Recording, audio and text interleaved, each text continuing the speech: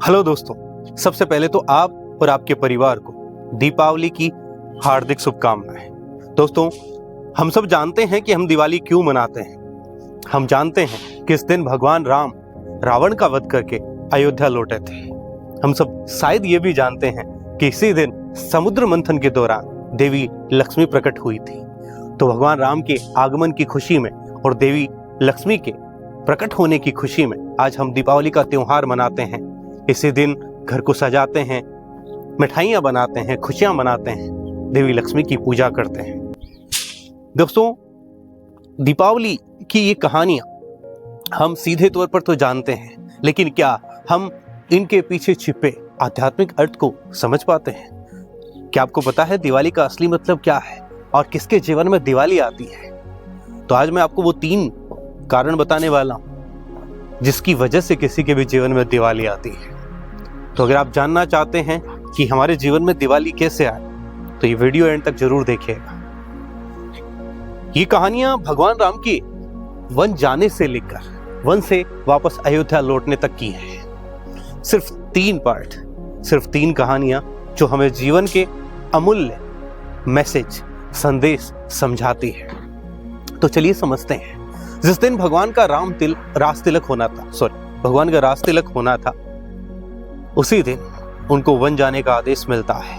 माता कैकेयी के कहने पर पिता दशरथ उनको वनवास के लिए जाने के लिए कहते हैं। भगवान राम इधर प्रॉपर्टी के लिए नहीं लड़ते हैं। पिता से ये नहीं कहते कि मैं तो राजा बनने वाला हूँ। ये भी नहीं कहते हैं कि मेरी सौतेली माँ के कहने पर आप मुझे वन क्यों भेज रहे हो। ना, वो रिश्तों को ऊपर रखते हैं। वो अपने माँ बाप, अपने माता पिता की वैल्यू करते हैं और ऐसा ही उनके भाई भी करते हैं।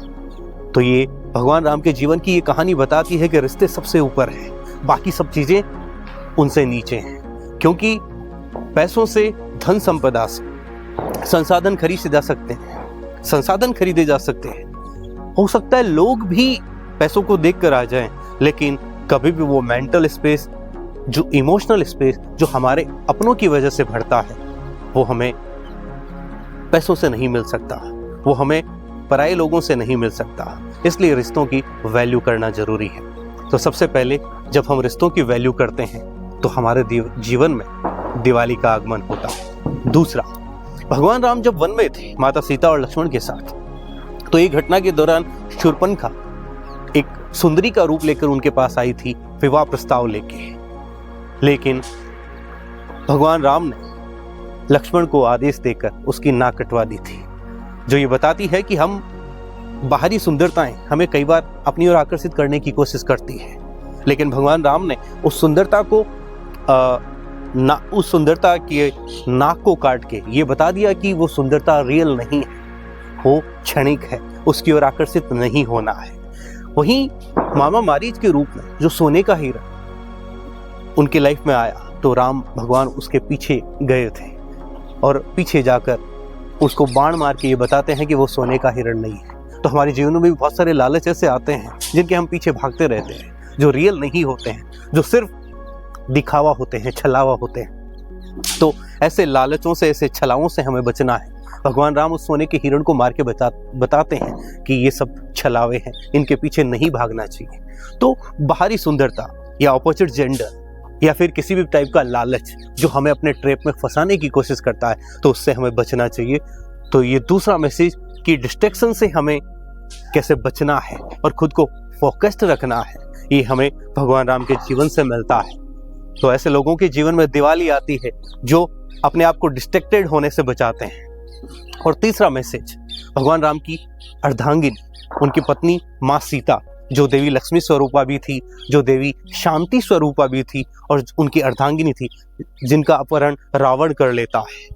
और भगवान राम रावण से अपनी पत्नी को वापस पाने के लिए रावण से युद्ध लड़ते हैं, उसे हरा देते हैं, उसे मार देते हैं। लेकिन पता है ये घटना हमें क्या सिखाती है? ये बताती है कि रावण जैसे बहुत सारे दानव, भगवान माँ सीता जो थी वो लक्ष्मी स्वरूपा थी, यानी कई बार इन दानवों की, इन राक्षसों की नजर हमारे धन पर होती है। तो कई बार वो माता सीता भगवान राम की अर्धांगिनी भी थी, तो कई बार ऐसे राक्षसों की नजर हमारे परिवार पर होती है। वो शांति स्वरूपा भी थी, तो ऐसे राक्षसों की नज़र कई बार हमारे पीस ऑफ माइंड पर होती है। तो अलग अलग रूप में ये आते हैं, कभी हमारा धन, कभी हमारे परिवार और कभी हमारी शांति, मन की शांति को हमसे जुदा करने की कोशिश करते हैं। तो इससे पहले भगवान राम ने क्या किया था? जब भगवान राम जंगल में थे, 14 वर्ष के वनवास में थे, तो बहुत से ऋषि मुनियों से मिले। गुरु वशिष्ठ और गुरु विश्वामित्र से ज्ञान लेने के बाद में बहुत सारे ऋषि मुनियों से मिले, उनका आशीर्वाद लेते रहे, उनसे आशीर्वचन और ज्ञान वचन लेते रहे। यानी ये सिखाता है कि 14 वर्ष के दौरान भगवान राम ने बहुत ज्ञान लिया, बहुत आशीर्वाद लिया। माँ शबरी जैसी वृद्धा से उन्होंने आशीर्वाद लिया और बाद में ऐसी टीम बनाई, सुग्रीव से दोस्ती की, हनुमान जी उनके जीवन में आए, जो बताते हैं कि एक ऐसी टीम बनाई जिससे रावण जैसे दुष्ट को मार सके। तो ये तीनों घटनाएं, यानी ज्ञान लेना, आशीर्वाद लेना और एक टीम बनाने, ये बताता है कि जब भी ऐसे दुष्ट, ऐसे दानव जो हमारे जीवन में हमारी शांति को हमसे छीनने आए या लक्ष्मी को छीनने आए या फिर हमारे परिवार पर जिनकी बुरी नजर हो, हम पर जिनकी बुरी नजर हो, उनको कैसे हराना है? उनको ज्ञान से हराना है, उनको अच्छी कामनाओं से हराना है, अच्छी आशीर्वाद से हराना है, ज्ञान लेना है, ज़्यादा से ज़्यादा सीखना है, अच्छे आशीर्वाद लेने हैं, बड़े बुजुर्गों से आशीर्वाद इकट्ठा करना है, लोगों का भला करना है, उनकी शुभकामनाएं लेनी है, साथ ही ऐसे लोगों से जुड़ना है जो सक्षम हो, जो अच्छे लोग हों, और ऐसे लोगों की टीम अपने इर्द गिर्द बनानी है ताकि हम ऐसे रावण जैसे दुष्टों का मुकाबला कर सके जिनकी हम और हमारे परिवार पर, हमारे मन की शांति पर बुरी नज़र है। तो जब हम सीखते जाते हैं, अच्छे आशीर्वाद लेते जाते हैं, अच्छे लोगों से जुड़ते हैं, तो एक दिन हम रावण जैसे दुष्ट को हराते हैं। तो भगवान राम की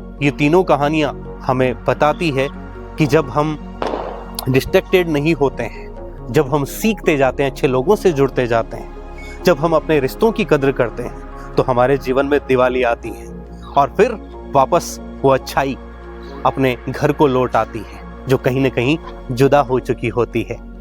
और इस तरह से माँ लक्ष्मी का प्रादुर्भाव बाद में जीवन में होता है जब हम ये 3 मैसेज हमारे जीवन में स्वीकार करते हैं, इन्हें अपना लेते हैं। तो कहीं न कहीं यही भगवान राम के जीवन का संदेश, यही दिवाली का मैसेज हम सब के लिए कारगर होता है अगर हम इसको जीवन में उतारने की कोशिश करते हैं। दोस्तों, ये वीडियो आपको अच्छा लगा हो तो लाइक कीजिएगा, शेयर कीजिएगा, चैनल को सब्सक्राइब कीजिएगा और अपने परिवार के साथ बहुत अच्छे तरीके से दिवाली मनाइएगा। Thank you.